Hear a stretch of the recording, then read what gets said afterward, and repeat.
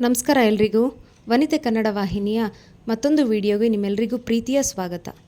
ನೇರ ಪ್ರಸಾರದಲ್ಲಿ ನಾನು ಸುಧಾಮೂರ್ತಿ ಅವರು ಬರೆದ ಋಣ ಪುಸ್ತಕವನ್ನು ಓದ್ತಾ ಇದ್ದೆ. ಈಗ ನೇರ ಪ್ರಸಾರ ಮಾಡುತ್ತಿಲ್ಲವಾದ್ದರಿಂದ ಅದರ ಮುಂದಿನ ಭಾಗದ ಪಠಣದ ವಿಡಿಯೋ ಇಲ್ಲಿದೆ. ವೆಂಕಟೇಶ ಭಾಗವ್ವನನ್ನು ನೋಡುತ್ತಲೇ ಇದ್ದ. ಅವಳ ಹಿಂದೆ ಎಂಥ ಹೆಪ್ಪುಗಟ್ಟಿದ ವ್ಯಥೆ ಇದೆ, ಯಾರಿಗೂ ಊಹಿಸಲೂ ಸಾಧ್ಯವಿಲ್ಲ. ಆದರೆ ಈ ಕಥೆಯಲ್ಲಿ ಒಂದು ಮಾತು ಸೇತು ಮತ್ತು ಚಂಪಕ್ಕ ತೀರಿಕೊಂಡಿದ್ದು ಹಾಗೇ ಉಳಿಯಿತು. ನಿಮ್ಮ ಯಜಮಾನರು ತೀರಿಕೊಂಡಿದ್ದು ನಿಮಗೆ ಚೆನ್ನಾಗಿ ಗೊತ್ತಿದೆಯಾ? ಅಪ್ಪ, ಏನು ನಿಮ್ಮ ಹೆಸರು? ವೆಂಕಟೇಶ ಅಲ್ಲ. ನಮ್ಮ ದೇಶದಾಗ ಯಾವ ಹೆಂಗಸು ಎಂದೂ ಗಂಡ ಸತ್ತ ಅಂತ ಹೇಳೋದಿಲ್ಲ. ಗಂಡನಿಂದ ದೂರಿದ್ರೂ ಗಂಡ ಚೆಲ್ಲಿದ್ರೂ ಚಿಂತಿಲ್ಲ. ಕುಂಕುಮ ಹಚ್ಚಿಕೊಂಡು ಮಂದಿಯೊಳಗ ಮುತ್ತೈದಿ ಅನ್ನಿಸ್ಕೊಳ್ಳಕ್ಕೆ ಪ್ರಯತ್ನ ಮಾಡ್ತಾಳ. ಅಂಥದ್ರಾಗ ಪೇಪರ್ನಾಗ ಬಂದ ಸುದ್ದಿ ಸುಳ್ಳೇನು? ಅದನ್ನು ನಂಬಲಿಕ್ಕೆ ಇರದನ ಆಗ್ತದೇನು? ತಡೀರಿ, ನಾನು 1 ಗಂಟ ಇಟ್ಟೇನಿ, ತೋರಿಸ್ತೀನಿ. ಮುದುಕಿ ಎದ್ದು ಮೂಲೆಯಲ್ಲಿದ್ದ ಹಳೆಯ ಮುರುಕು ಟ್ರಂಕಿನಿಂದ ಹರಕು ಬಟ್ಟೆಯಲ್ಲಿ ಕಟ್ಟಿದ್ದ 1 ಗಂಟನ್ನು ತೆಗೆದಳು. ಅದರಲ್ಲಿ ರಟ್ಟಿಗೆ ಅಂಟಿಸಿದ್ದ ಪೇಪರ್ ಇತ್ತು. ಪೇಪರ್ ಬಣ್ಣ ಹಳದಿಯಾಗಿತ್ತು.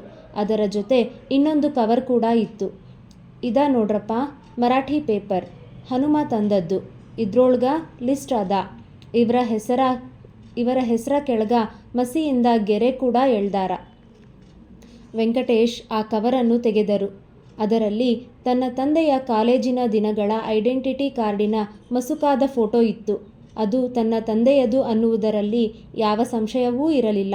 ಆದರೆ ಇಲ್ಲಿ ಸೇತುವಾಗಿ ಅಲ್ಲಿ ಹೇಗೆ ಮಾಧವರಾಯರಾದರು ಎನ್ನುವ ಪ್ರಶ್ನೆಯು ಹಾಗೇ ಉಳಿಯಿತು. ನಮ್ಮ ಲಗ್ನದಾಗ ಫೋಟೋ ತೆಗೆಸುವ ಪದ್ಧತಿ ಇರಲಿಲ್ಲ.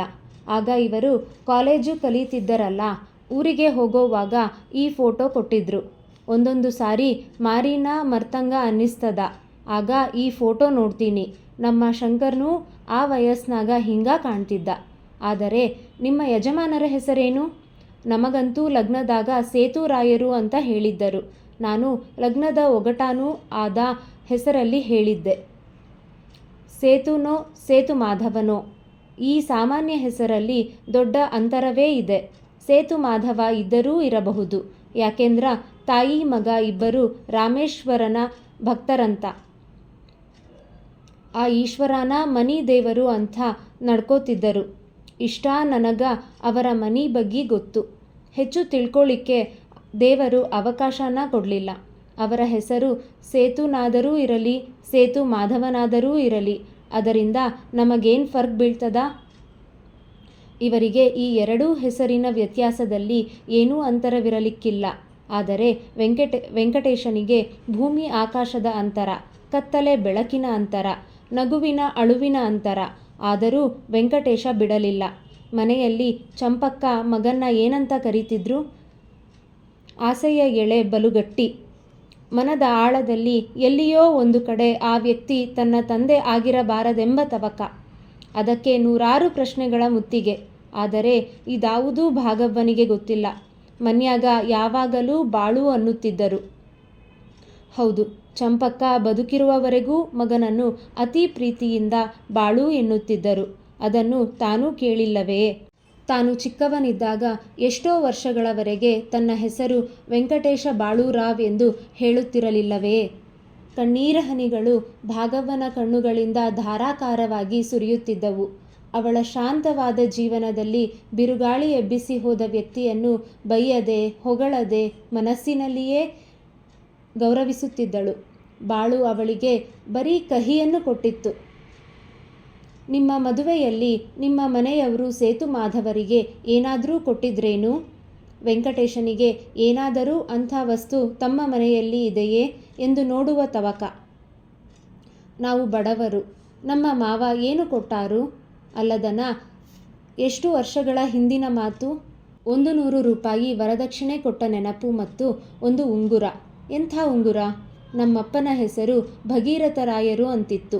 ಅವರ ಒಂದು ಉಂಗುರ ಮನೆಯಲ್ಲಿತ್ತು. ಅದರ ಮೇಲೆ ಭಾ ಅಂತ ಸಂಸ್ಕೃತದಲ್ಲಿ ಬರೆದಿತ್ತು. ಅದನ್ನು ಅಳಿಯನಿಗೆ ಕೊಟ್ಟಿದ್ರು. ರೈಲ್ವೆ ಆಕ್ಸಿಡೆಂಟ್ ಆದ ಮೇಲೆ ಅವರ ಆಸ್ತಿ ಪಾಸ್ತಿ ಸಾಮಾನೆಲ್ಲ ಏನಾದ್ವು? ನಮಗೇನು ಗೊತ್ತು? ನಮ್ಮ ವಸ್ತುನ ನನಗೆ ತಿರಸ್ಕಾರ ಮಾಡಿ ಚೆಲ್ಲಿದ್ರು. ನಮ್ಮ ಮನೆನ್ಯಾಗ ತಿರುಗಿ ಮುಂಬೈಗೆ ಹೋಗೋರ್ಯಾರು? ಅವರಿಗೆ ಅಂಥ ಆಸ್ತಿ ಪಾಸ್ತಿನೂ ಇರಲಿಲ್ಲ. ಅವರ ಮೌಶಿ ಗುಂಡಕ್ಕ ಉಳಿದದ್ದೆಲ್ಲ ತಗೊಂಡಿರಬೇಕು. ನಮಗೇನೂ ಗೊತ್ತಾ ಇಲ್ಲ. ಆ ದುಃಖದಾಗ ನಾವು ಏನೂ ಕೇಳಲೂ ಇಲ್ಲ. ಆದ್ರ ಒಂದು ಮಾತ್ರಿ, ಈ ಎದಿ ಒಳಗಿನ ಸುದ್ದಿನ ಶಿವನ ಸಾಕ್ಷಿ ಮಾಡಿಕೊಂಡು ಹೇಳ್ತೀನಿ. ಇವತ್ತಿನವರೆಗೆ ಯಾರ ಮುಂದೇನೂ ಹೇಳಿಲ್ಲ, ಯಾರು ಕೇಳಿಯೂ ಇಲ್ಲ. ನೀವು ಜುಲ್ಮಿ ಮಾಡಿ ಕೇಳಿದಾಗ ಅಂತಃಕರಣದಿಂದ ಕೇಳೋ ಒಬ್ಬ ಮನುಷ್ಯನಿದ್ದಾನಲ್ಲ ಅಂತ ಹೇಳಿದೆ. ಯಾವ ಜನ್ಮದ ಋಣ ಇತ್ತೋ ಏನೋ ನಿಮ್ಮ ಮುಂದೆ ಹೇಳಬೇಕೆನ್ನಿಸ್ತು. ಶಂಕರಾಗ ತಾನು ತಂದಿ ಸತ್ತ ಮ್ಯಾಲೆ ಹುಟ್ಟಿದ್ದು ಮಾತ್ರ ನೆನಪಿದೆ. ಆದ್ರ ಅವನ ತಂದಿ ನನ್ನ ಯಾವ ಕಾರಣಕ್ಕ ಸಾಯೋಕ್ಕಿಂತ ಮುಂಚೆ ಬಿಟ್ರು ಅದನ್ನ ಹೇಳಿಲ್ಲ, ಹೇಳೋದೂ ಇಲ್ಲ. ಅವಾಗ ತಂದೆ ಮ್ಯಾಲಿ ಭಕ್ತಿ ಇದ. ಶ್ರಾದ್ದ ಪಕ್ಷ ಮಾಡ್ತಾನ.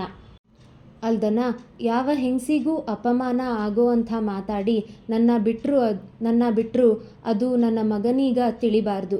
ಅಷ್ಟು ಮಾತ್ರ ನೀವು ನಡೆಸಿಕೊಡ್ರಿ. ಕೃಶವಾದ ಎಲುಬು ಕಾಣಿಸುತ್ತಿದ್ದ ಕೈಗಳನ್ನು ಜೋಡಿಸಿ ಕೈ ಮುಗಿದಳು ಮುದುಕಿ ಭಾಗವ್ವ. ಅವಳ ಈ ಕೈಗಳಿಂದ ಎಷ್ಟೋ ಕೆಲಸ ಮಾಡಿ ಜೀವನ ಮಾಡಿದ್ದಳು. ಅವು ಸಾಮಾನ್ಯ ಕೈಯಾಗಿರಲಿಲ್ಲ.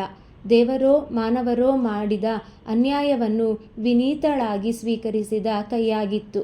ಪರರ ಸೇವೆಯಲ್ಲಿ ಮಗನಿಗಾಗಿ ಸವೆಸಿದ ಬೆರಳುಗಳಾಗಿದ್ದವು. ತನ್ನ ದೇಹವನ್ನು ಗಂಧದಂತೆ ತೇಯ್ದು ಮಗನನ್ನು ಸಾಕಿದ್ದಳು. ತನ್ನ ತಾಯಿಯ ಸ್ಥಾನದಲ್ಲಿದ್ದ ಕಷ್ಟದ ಕುಲುಮೆಯಲ್ಲಿ ಬಿದ್ದು ನೊಂದಿದ್ದ ಈ ಮಹಾತಾಯಿಯ ಕಡೆಯಿಂದ ನಮಸ್ಕಾರವೇ. ಈ ತಾಯಿಯು ಕೇಳುತ್ತಿದ್ದುದಾದರೂ ಏನು ಧನಕನಕವಲ್ಲ. ತನ್ನ ಮಗನಿಗೆ ತಂದೆಯ ಬಗ್ಗೆ ತಿರಸ್ಕಾರ ಹುಟ್ಟುವಂಥ ಮಾತನ್ನು ಮರೆಮಾಚಲು ಕೇಳುತ್ತಿದ್ದಾಳೆ. ಅಂಥವಳ ಕಡೆಯಿಂದ ನಮಸ್ಕಾರ ಮಾಡಿಸಿಕೊಳ್ಳುವುದು ಎಂದಿಗೂ ವೆಂಕಟೇಶನಂಥವರ ಕಡೆಯಿಂದ ಸಾಧ್ಯವಿರಲಿಲ್ಲ. ಭಾವನೆಗಳು ತುಂಬಿ ಬಂದವು. ವೆಂಕಟೇಶ ಎದ್ದು ಮುಂದೆ ಬಂದು ಜೋಡಿಸಿದ ಅವಳ ಕೈಗಳನ್ನು ಬಿಡಿಸಿದರು. ಅವಳ ತೆಳ್ಳಗಾದ ನಿರಿಗೆಗಟ್ಟಿದ ಕಾಲ್ಗಳ ಮೇಲೆ ತೇಪೆ ಹಾಕಿದ ಜೀರ್ಣವಾದ ಸೀರೆಯ ಮೇಲೆ ತನ್ನ ತಲೆಯನ್ನು ಇಟ್ಟು ನಮಸ್ಕರಿಸಿ ಮನಸ್ಸಿನಲ್ಲಿಯೇ, ಓ ಸಾಧ್ವಿ, ನಿಮಗೆ ಸಾಧ್ಯವಾದರೆ ನಮ್ಮ ತಂದೆಯನ್ನು ಕ್ಷಮಿಸಿ ಎಂದುಕೊಂಡ. ಶಂಕರ ಶಾಲೆಯನ್ನು ಮುಗಿಸಿ ಬಂದಾಗ ವೆಂಕಟೇಶ ಹೊರಡಲು ಅನುವಾಗಿದ್ದರು. ಭಾಗವ್ವ ಚಹಾ ಮಾಡಿಕೊಡ್ತೀನಿ ಎಂದರೂ ಬೇಡವೆಂದರು. ಅವರ ಮನ ಸೀಸದಂತೆ ಭಾರವಾಗಿತ್ತು. ಶಿಶುನಾಳದಿಂದ ವೆಂಕಟೇಶರಾಯರು ಹೇಗೆ ಡ್ರೈವ್ ಮಾಡಿಕೊಂಡು ಬಂದರೋ ತಿಳಿಯದು. ಇವರು ಹೇಗೆ ತದ್ರೂಪಿಯಾದ ಶಂಕರನನ್ನು ನೋಡಿ ವಿಶ್ಲೇಷಿಸಿ ರಹಸ್ಯ ತಿಳಿಯಲು ಬಂದಿದ್ದರೆ ಶಂಕರನಾಗಲಿ ಭಾಗವ್ವನಾಗಲಿ ಇದರ ಬಗ್ಗೆ ತಲೆಯೇ ಕೆಡಿಸಿಕೊಂಡಿರಲಿಲ್ಲ. ಭಾಗವ್ವನೂ ಇವರನ್ನು ನೋಡಿದಾಗ ಇವಾವುದರ ವಿಚಾರವೂ ಮಾಡಲಿಲ್ಲ. ಸಂಸಾರದ ಹೊಣೆ ನೂರಾರು ಇರುವಾಗ ಈ ಬಗ್ಗೆ ಹೆಚ್ಚು ವಿಚಾರವನ್ನೇ ಅವರು ಮಾಡಿರಲಿಲ್ಲ. ಮನೆಗೆ ಬರುವುದರಲ್ಲಿಯೇ ಪಾಟೀಲರು ಮತ್ತೆ ಗೋಕರ್ಣ, ಮುರುಡೇಶ್ವರ, ಕಾರವಾರದ ಪ್ರವಾಸಕ್ಕೆ ತಯಾರಿ ನಡೆಸಿದ್ದರು. ಏನು ಈ ಮನುಷ್ಯ ಕೆಲಸ ಮಾಡುತ್ತಾರೋ ಅಥವಾ ಬರೀ ಟ್ರಿಪ್, ಗಾಯನ, ಭೋಜನದಲ್ಲಿ ಆಲಸಿಯಾಗಿ ವೇಳೆ ಕಳೆಯುತ್ತಾರೋ ವೆಂಕಟೇಶನಿಗೆ ತಿಳಿಯಲಿಲ್ಲ. ಪಾಟೀಲರೇ, ಈ ಸಾರಿ ನಿಮ್ಮ ಟ್ರಿಪ್ಗೆ ನಾನು ಬರೋಲ್ಲ. ನಾನು ಅರ್ಜೆಂಟಾಗಿ ಬೆಂಗಳೂರಿಗೆ ಹೋಗಬೇಕು. ರಾಯರ, ನಿಮ್ಮೂರು ಇದ್ದಲ್ಲೇ ಇರ್ತದ, ಯಾಕೆ ಗಡಿಬಿಡಿ ಮಾಡ್ತೀರಾ? ನಮ್ಮ ಕರಾವಳಿ ನೋಡ್ರಿ, ನಿಮ್ಮ ಗೋವಾ ಝಕ್ಕಿಸ್ತು. ಗೋವಾ ವೆಂಕಟೇಶನದ್ದೇ ಎನ್ನುವಂತೆ ಹೇಳಿದರು. ಆದರೂ ವೆಂಕಟೇಶರಾಯರು ಒಪ್ಪಲಿಲ್ಲ. ಅಷ್ಟು ಅರ್ಜೆಂಟ್ ಕೆಲಸ ಏನಪ್ಪ ನಿಮ್ಮದು? ಯಾರಿಗೇನಾದರೂ ಮುಳುಗಿ ಹೋಗೋ ಪರಿಸ್ಥಿತಿ ಇದೆಯೇನು? ಒಂದೇ ಕ್ಷಣ ವೆಂಕಟೇಶರಾಯರು ನಿಂತರು. ಹೌದು, ಯಾರೋ ಸಾಕಷ್ಟು ಮುಳುಗಿದ್ದಾರೆ. ಇನ್ನೂ ಹೆಚ್ಚು ಮುಳುಗುವುದು ಬೇಡ. ತಾವು ಖಂಡಿತವಾಗಿ ಬೆಂಗಳೂರಿಗೆ ಹೋಗಲೇಬೇಕು. ಈ ಸಾರಿ ತಂದೆ ಹುಬ್ಬಳ್ಳಿಯಿಂದ ಬಂದಾಗಿನಿಂದಲೂ ಯಾಕೋ ಖಿನ್ನರಾಗಿದ್ದಾರೆಂದು ಗೌರಿಯ ಭಾವನೆ. ಶಾಂತಾಳಿಗೆ ಉಸಿರಾಡಲು ಆಗದಷ್ಟು ಕೆಲಸ. ಊಟಿ ಹತ್ತಿರ ಏಲಕ್ಕಿಯ ತೋಟದ ಖರೀದಿ. ರವಿಗೆ ಹೊಸ ಕಂಪನಿಯ ಚಿಂತೆ. ಅವನ ಮದುವೆಯ ಪ್ರಪೋಸಲ್. ಇಳಿಯುತ್ತಿದ್ದ share market. ಒಂದೇ ಎರಡೇ. ಹೀಗಾಗಿ ಗಂಡನನ್ನು ಎಂದಿನಂತೆ ಗಮನಿಸಲೇ ಇಲ್ಲ. ರವಿ ಇಂಡಿಯಾಕ್ಕೆ ಬಂದ ಮೇಲೆ ಅನೇಕ ಜಾಬ್ ಆಫರ್ಸ್ ಮತ್ತು ಮದುವೆಯ ಪ್ರಪೋಸಲ್ಸ್ ಬಂದಿದ್ದವು. ಮೊದಲು ರವಿ, ನಾನು ಕಂಪ್ಯೂಟರ್ ಬಲ್ಲ ಎಂಜಿನಿಯರ್ ಹುಡುಗಿನ ಮಾತ್ರ ಮದುವೆ ಆಗ್ತೀನಿ, ಇಲ್ಲ ಅಂದರೆ MBA ಹುಡುಗಿನೇ ಬೇಕು, ಅದರಲ್ಲಿಯೂ ಒಳ್ಳೆಯ ಕಾಲೇಜಿನಲ್ಲಿ ಓದಿರಬೇಕು, ಹೀಗೆಲ್ಲ ಕಂಡೀಷನ್ ಹಾಕ್ತಿದ್ದ. ಈ ಸಾರಿ ಅಮೆರಿಕಕ್ಕೆ ಹೋಗಿ ಬಂದ ಮೇಲೆ ರವಿಯ ವಿಚಾರದಲ್ಲೂ ಬದಲಾವಣೆಯಾಗಿತ್ತು. ಜೀವನಾನೇ ಒಂದು ಬಿಸ್ನೆಸ್. ಅಪ್ಪ ಅಮ್ಮ ಮಕ್ಕಳನ್ನು ಸಾಕೋದು, ಮುದಿ ವಯಸ್ಸಿನಲ್ಲಿ ಮಕ್ಕಳು ತಮ್ಮನ್ನು ನೋಡಿಕೊಳ್ಳೋಕೆ ಎಂಬುದು ಒಂದು ತರಹ ಎಮೋಷ್ನಲ್ ಬಿಸ್ನೆಸ್ ಅಲ್ವಾ? ಮದುವೆಯಂತೂ ಒಂದು ದೊಡ್ಡ ಬಿಸ್ನೆಸ್ನಲ್ಲಿ ನಮಗೆ ಏನು ಬೇಕಾಗುತ್ತೋ ಅದನ್ನು ತಿಳ್ಕೊಂಡು ಅದಕ್ಕೋಸ್ಕರ ಕಷ್ಟಪಡ್ತಾರೆ. ಕೆಲವು ಸಾರಿ ಹಣ, ಕೆಲವು ಸಲ ಹೆಸರು. ಹಾಗೆಯೇ ಮದುವೆಯಲ್ಲೂ ಹೆಂಡತಿಯಿಂದ ತಾನು ಏನು ಅಪೇಕ್ಷಿಸ್ತೀನಿ, ಅವಳು ತನ್ನಿಂದ ಏನು ಅಪೇಕ್ಷಿಸುತ್ತಾಳೆ ಎಂಬುದು ಮದುವೆಗಿಂತ ಮೊದಲೇ ತಿಳಿದಿರಬೇಕು. ಇಲ್ಲಾಂದರೆ ನಮ್ಮ ಅಪ್ಪ ಅಮ್ಮನ ತರಹ ಎತ್ತು ಏರಿಗೆಳೆದರೆ ಕೋಣ ಕೇರಿಗೆ ಎಳೆಯಿತು ಅಂತ ಆಗತ್ತೆ ಜೀವನ. ಈ ವಿಚಾರವಾಗಿ ರವಿ ಬಿಚ್ಚು ಮನಸ್ಸಿನಿಂದ ತಾಯಿ ಹತ್ತಿರ ಮಾತಾಡ್ತಾನೆ. ಅಮ್ಮ, ನನಗೆ ಮದುವೆ ಆಗೋ ಹುಡುಗಿ ನನ್ನ ಬಂಡವಾಳದಲ್ಲಿ ಪಾಲುದಾರಳಾಗಬೇಕು. ಅಂದರೇನೆ ಅವಳಿಗೆ ನಾನು ಮಾಡೋ ಕೆಲಸದಲ್ಲಿ ಇಂಟ್ರೆಸ್ಟ್ ಇರುತ್ತೆ. ಅವಳಿಂದ ನನಗೆ ಒಳ್ಳೆಯ ಸೋಷಿಯಲ್ ಕಾಂಟ್ಯಾಕ್ಟ್ಸ್ ಬೇಕು. ಅಂದರೆ ಅವಳ ತಂದೆ ತಾಯಿ ಸೋಷಿಯಲಿ ವೆಲ್ ನೋನ್ ಇರಬೇಕು. ಇಲ್ಲದ ಗೊಡ್ಡು ಆದರ್ಶ ಮಾತಾಡೋ ಹುಡುಗಿ ಇದ್ದರೆ ಅವಳೆಷ್ಟೇ ಬುದ್ಧಿವಂತಳಿದ್ದರೂ ನನಗೆ ಬೇಡ. ಪ್ರಾಯಶಃ ಮನದ ಹಿಂದೆ ಗೌರಿಯಂಥ ಹುಡುಗಿ ಬೇಡ ಎಂದಿರಬಹುದು. ಮಗು, ನಿನಗೆ ಈಗಾಗಲೇ 10 ಪ್ರಪೋಸಲ್ಸ್ ಬಂದಿವೆ. ಮೊನ್ನೆ ನಮ್ಮಪ್ಪ ಯಾರೋ IAS ಆಫೀಸರ್ ಮಗಳನ್ನು ಪ್ರಪೋಸ್ ಮಾಡಿದ್ರು. ನಿಮ್ಮ ತಂದೆ ಯಾವುದೋ ಫ್ರೆಂಡ್ ಮಗಳ ಬಗ್ಗೆ ಹೇಳ್ತಿದ್ದರು. ನನಗೆ ಯಾಕೋ ಸರಿ ಬರಲಿಲ್ಲ. ನನ್ನ ಕಡೆಗೆ ಎಲ್ಲ ಸ್ಕ್ಯಾನ್ ಆಗಿ 3 ಪ್ರಪೋಸಲ್ಗಳಿವೆ. ಪಿಂಕಿದು, ರಮ್ಯಂದು ಮತ್ತು ದಿವ್ಯಂದು. ನೀನು ಹೇಳೋ ಕಂಡೀಷನ್ ಈ 3ಕ್ಕೂ ಸೂಟ್ ಆಗತ್ತೆ. ನಾನಂತೂ ಇವರನ್ನೇ ಆಗು ಅಂತ ಹೇಳಲ್ಲ. ನೀನು 3 ಜನರ ಜೊತೆ ಮಾತಾಡು. ನಿನ್ನ ನಿರ್ಧಾರ ನೀನೇ ಮಾಡು. ಈ ಹುಡುಗಿಯರನ್ನು ಮನೆಯಲ್ಲಿ ಭೇಟಿಯಾಗಬೇಡ. ಯಾವುದಾದರೂ 5 ಸ್ಟಾರ್ ಹೋಟೆಲ್ನಲ್ಲಿ ಮೀಟ್ ಮಾಡು. ಅದು ಕ್ಯಾಶುವಲ್ ಆಗಿ ಇರಲಿ. ತಕ್ಷಣ ಏನೂ ಕಮಿಟ್ ಮಾಡ್ಕೋಬೇಡ. ಯಾವುದೇ ಸಂಕೋಚ ಇಲ್ಲ. ಅಮ್ಮ, ನಾನು ಎಂಥ ವಿಚಾರದಲ್ಲಿಯೂ ಸಂಕೋಚ ಮಾಡ್ಕೊಳ್ಳಲ್ಲ ಅಂತ ನಿನಗೆ ಗೊತ್ತಿಲ್ವಾ? ಅಂಥದರಲ್ಲಿ ಈ ವಿಚಾರದಲ್ಲಿ ಯಾಕೆ ಅಂದ ರವಿ. ಶಾಂತನ ಒಳ ಮನಸ್ಸಿನಲ್ಲಿ ಈ 3 ಪ್ರಪೋಸಲ್ಗಳಲ್ಲಿ ಪಿಂಕಿ ಮಾತ್ರ ಮನಸ್ಸಿಗೆ ಬಂದಿದ್ದಳು. ಆದರೆ ಮಗನಿಗೆ ಬೇಕು ಅಂತಲೇ ಆ ರೀತಿ ಹೇಳಲಿಲ್ಲ. ಎಂದಿಗೂ ಮನಸ್ಸನ್ನು ತೆರೆದು ಮಾತನಾಡುವುದು ಶಾಂತಾಳ ಜಾಯಮಾನವೇ ಅಲ್ಲ. ಎಷ್ಟೋ ಸಾರಿ ಅವಳ ಮಾತನ್ನು ಕೇಳಿದವರು ಮೋಸ ಹೋಗುತ್ತಾರೆ. ನಮಗೆ ಯಾಕೆ ಬೇಕು ಊಟಿ ಎಸ್ಟೇಟು? ನಾವು ಇರೋದು ಬೆಂಗಳೂರಲ್ಲಿ. ಹೋಗಿ ನೋಡ್ಕೊಳ್ಳೋಕ್ಕೆ ಜನ ಇಲ್ಲ. ಅಲ್ಲದೇನೆ ಎಸ್ಟೇಟ್ ಕೊಳ್ಳೋಷ್ಟು ಹಣ ನಮ್ಮ ಹತ್ತಿರ ಎಲ್ಲಿದೆ? ಹೀಗೆ ಎಲ್ಲರ ಎದುರಿಗೆ ಮಾತನಾಡುತ್ತಲೇ ಇರುವಾಗ ಒಳಗಿಂದೊಳಗೇ ಕೊಂಡಾಗಿತ್ತು. ಪಿಂಕಿ ವೆಲ್ ಕನೆಕ್ಟೆಡ್ ಹುಡುಗಿ. ಅವಳ ತಂದೆ ಮಗಳಿಗಾಗಿ ಖಂಡಿತವಾಗಿಯೂ ರವಿಯ ಹೊಸ ಕಂಪನಿಯಲ್ಲಿ ಪಾಲುದಾರರಾಗುತ್ತಾರೆ. ಸಮಾಜದಲ್ಲಿ ಅವರಿಗೆ ಬೇಕಾದಷ್ಟು ಹೆಸರಿದೆ. CM ವರೆಗೂ ಕನೆಕ್ಷನ್ ಇದೆಯಂತೆ. ರವಿ ಸಾಫ್ಟ್ವೇರ್ ಕಂಪನಿಯನ್ನು ಶುರು ಮಾಡಿದರೆ ಬಂಡವಾಳ ಒಂದೇ ಅಲ್ಲದೆ ಪ್ರಚಾರವೂ ಸಿಗತ್ತೆ. ಚೆನ್ನಾಗಿ ಪ್ರಚಾರ ಮಾಡಿ ಪ್ರೆಸ್ ಮೀಟ್ ಕರೆದು ಇಂಡಿಯಾದಲ್ಲಿ ಟಾಪ್ ಸಾಫ್ಟ್ವೇರ್ ಕಂಪನಿಯ ಚೇರ್ಮನ್ರನ್ನು ಕೀನೋಟ್ ಅಡ್ರೆಸ್ಗೆ ಇನ್ವೈಟ್ ಮಾಡಬೇಕು. ಅಂದರೆ ಜನ ಕಣ್ಣು ತೆರೆದು ನೋಡ್ತಾರೆ. ಕಂಪನಿಯ ಖರ್ಚಿನಲ್ಲಿ ರವಿ ಮತ್ತು ಪಿಂಕಿಯರು ಅಮೇರಿಕಾ, ಸ್ವಿಟ್ಜರ್ಲ್ಯಾಂಡ್ ಹೀಗೆ ಹೋಗಿ ಬರಬಹುದು. ಪಿಂಕಿಯ ಮಾವ ನ್ಯೂಯಾರ್ಕ್ನಲ್ಲಿ ಸಾಫ್ಟ್ವೇರ್ ಕಂಪನಿ ಇಟ್ಟುಕೊಂಡಿದ್ದಾರೆ. ಅವರಿಂದ ಕಾಂಟ್ರಾಕ್ಟ್ ಪಡೆಯೋದು ಸುಲಭವಾಗುತ್ತೆ. ಬಿಸ್ನೆಸ್ ಬಹುಬೇಗ ಟೇಕ್ ಆಫ್ ಆಗಬಹುದು. ಇಲ್ಲಿ ತನ್ನ ಗಂಡ ಹುಬ್ಬಳ್ಳಿಯಲ್ಲಿ ಕೂತ್ಕೊಂಡು ಬೇಜವಾಬ್ದಾರಿಯಾಗಿ ಮನೆಗೆ ಅತಿಥಿಯಂತೆ ಬರೀ ವೀಕೆಂಡ್ಗೆ ಬರ್ತಾರೆ. ತನ್ನ ಯಾವ ಶ್ರಮದಲ್ಲಿಯೂ ಕಷ್ಟದಲ್ಲಿಯೂ ಪಾಲಾಗೋಲ್ಲ. ಇಂಥ ಗಂಡ ಇದ್ದೂ ಏನು ಪ್ರಯೋಜನ? ಅಸಾಧ್ಯ ಕೋಪ ಬರುತ್ತೆ. ಆದರೆ ತೋರಿಸುವ ಹಾಗಿಲ್ಲ. ಅದಕ್ಕೆ ನಗುವಿನ ಮುಖವಾಡ ಧರಿಸಿ ನಮ್ಮ ಯಜಮಾನರು ಸೋಷಿಯಲ್ ವರ್ಕ್ ಮಾಡ್ತಾರೆ. ದುಡ್ಡು ಮುಖ್ಯ ಅಲ್ಲ, ಸಮಾಜ ಕಾರ್ಯ ಬಹಳ ಮುಖ್ಯ ಅನ್ನುತ್ತಾರೆ.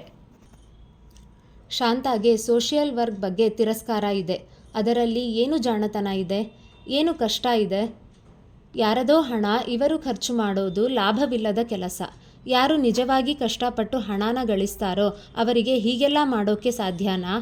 ತಾನು ಎಷ್ಟೇ ದುಡಿದು ಗಳಿಸಿದರೂ ಜನರಲ್ಲಿ ಎಂದೂ ಈ ಭೇದ ತೋರಿಸುವಂತಿಲ್ಲ.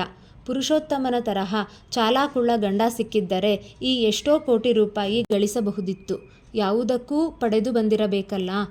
ಯಾವುದೇ ಬಿಸ್ನೆಸ್ ಪಾರ್ಟಿ ಇದ್ದರೂ, ಸೋಷಿಯಲ್ ಗೆಟ್ ಟುಗೆದರ್ ಇದ್ದರೂ ತನ್ನ ಗಂಡ ಎಂದೂ ಬರುವುದೇ ಇಲ್ಲ. ಹಳೆಯ ಕಾಲದ ಗುಗ್ಗು ತರಹ ನನಗೆ ರಾತ್ರಿ ಲೇಟ್ ಊಟ ಆದರೆ ಅರಗೋಲ್ಲ ಅಂತ ನೆಪ ಹಾಕ್ತಾರೆ. ಯಾರಾದರೂ ಊಟಕ್ಕೆ ಅಂತ ಹೋಗ್ತಾರಾ? ಅಲ್ಲಿ ಕಾಂಟ್ಯಾಕ್ಟ್ಸ್ ಇರತ್ತೆ. ಅದಕ್ಕೆ ಹೋಗಬೇಕು. ಎಲ್ಲ ಪಾರ್ಟಿಯಲ್ಲಿ ವೀಣಾ ಪುರುಷೋತ್ತಮ ಇದ್ದೇ ಇರ್ತಾರೆ. ಎಷ್ಟೋ ಜನಕ್ಕೆ ಈತ ತನ್ನ ಗಂಡ ಅಂತ ಇನ್ನೂ ಗೊತ್ತೇ ಇಲ್ಲ. ಇಂಥ ಪರಿಸ್ಥಿತಿ ಮನೆಯಲ್ಲಿ ಇದೆ. ಇಲ್ಲಿಗೆ ಈ ಸಂಚಿಕೆನ ನಿಲ್ಲಿಸ್ತಿದ್ದೀನಿ. ಮತ್ತೆ ಮುಂದಿನ ವಿಡಿಯೋದಲ್ಲಿ ಇನ್ನುಳಿದ ಭಾಗ. ಧನ್ಯವಾದಗಳು. ರಾಧೆ ಕೃಷ್ಣ. ಈಗ ಇಂದಿನ ಕಿವಿಮಾತು. ಅಗತ್ಯ ಇರುವವರಿಗೆ ಮಾಡುವ ಸಹಾಯ ನಮ್ಮ ಬದುಕಿಗೆ ದುಪ್ಪಟ್ಟಾಗಿ ಕಾಯುವುದರಲ್ಲಿ ಸಂದೇಹವಿಲ್ಲ.